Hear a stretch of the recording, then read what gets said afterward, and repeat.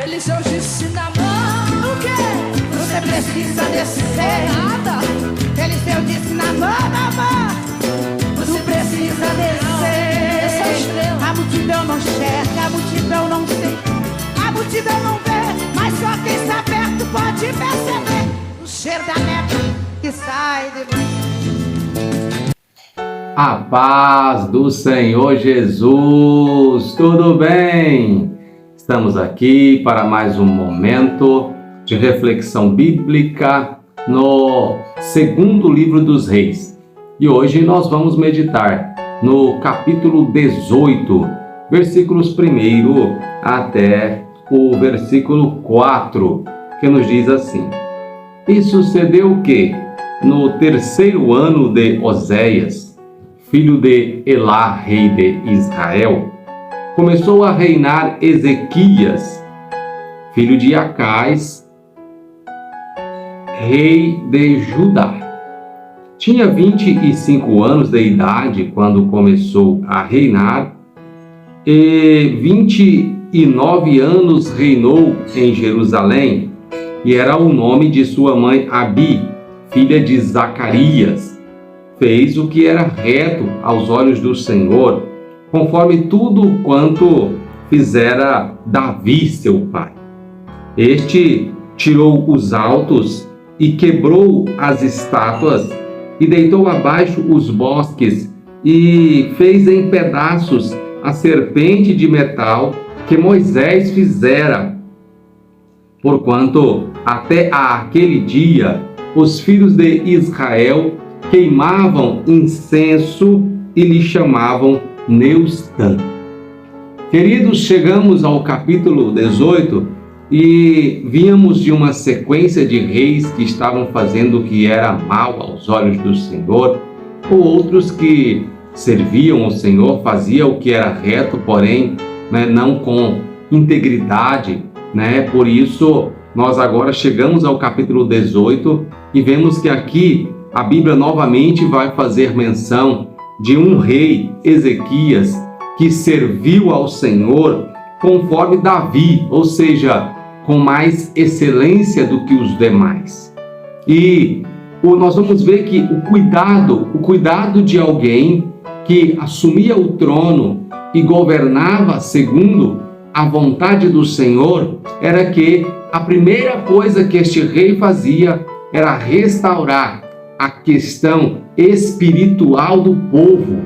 Vejamos, ele diz assim que o que é que esse rei fez? Ele tirou os altos, quebrou as estátuas, deitou abaixo os bosques e fez em pedaços a serpente de metal que Moisés fizera. É isso que eu quero nesta manhã refletir com você. Olha que interessante, nós seres humanos, nós temos uma tendência natural de precisar de objetos físicos, materiais, para facilitar a nossa expressão de fé. E nós vamos perceber aqui nessa expressão bíblica que até a serpente de metal que Moisés fez por orientação divina lá no deserto queria ser um mecanismo que ia trazer um símbolo para que as pessoas fossem restauradas ali quando estas, fossem alcançadas pela enfermidade, provocada por uma serpente que picava as pessoas por causa do pecado, que as pessoas cometeram e desagradaram ao Senhor. Até esse objeto que Deus colocou nas mãos de Moisés para que as pessoas olhassem, e então viesse a ser restaurado daquela enfermidade, passou a ser um objeto que estava levando-os à idolatria e desviando a fé das pessoas, no Deus verdadeiro. É por isso que a Bíblia nos diz lá em João, no capítulo 4, quando Jesus está falando com aquela mulher samaritana, à beira daquele poço, que Deus, ele é espírito, e aqueles que o adoram devem adorá-lo em espírito. Ou seja, nós não precisamos de objeto algum para poder nós adorarmos a Deus. né? Nós não precisamos de água, nós não precisamos de copo, nós não precisamos, né, de imagem de escultura, nós não precisamos de nada. Veja que foi necessário que um rei que serviu a Deus com retidão, este viesse e então desfizesse, quebrasse, destruísse essa serpente de metal que Deus mandou construir, porque essa serpente se tornou um símbolo de idolatria para o povo de Israel.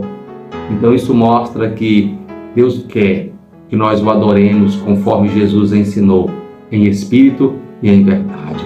O objeto que é colocado como um mecanismo para facilitar a nossa fé, a acessar a nossa fé, ela acaba sendo um obstáculo, porque nós acabamos idolatrando este objeto e Deus fica esquecido por trás desse objeto.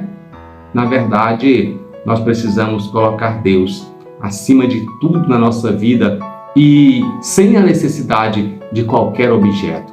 Mas a nossa reflexão de hoje vai nos mostrar que este homem, Ezequias, ele procurou, né, então trazer uma restauração para o povo de Israel. Eu quero trazer o pano de fundo, né, do contexto histórico em que ele estava inserido, só para você entender, né, o que é que estava acontecendo. Lembram-se que na reflexão passada nós falamos que Israel foi invadida, Samaria era a capital de Israel, ela foi invadida e o povo foi levado cativo, o rei foi aprisionado por causa da idolatria, da desobediência, por causa, né, que estavam fazendo aquilo que não agradava a Deus. E esse era o pano de fundo. A Bíblia diz que, olha só, no 3º ano de Oséias foi o rei que foi preso, né, por causa, né, do pecado. Ele foi levado cativo juntamente com o povo a quem ele governava. E era nesse contexto que estava inserido Ezequias. Tanto é que nós vamos ver que no versículo 13 desse mesmo capítulo, Senaqueribe, né, que fazia parte do reino da Síria, ele agora vem contra Judá. Para quê? Para também, né, assenhorar da nação do povo de Judá. Só que a Bíblia diz que Ezequias era um rei que fez, né, aquilo que era reto aos olhos do Senhor. Qual é a diferença? Isso é o que nós vamos ver em nossa próxima reflexão bíblica, tá bom? Deus abençoe você, Deus abençoe a sua casa, Deus abençoe a sua família. Obrigado por nos acompanhar e compartilhe, abençoe alguém.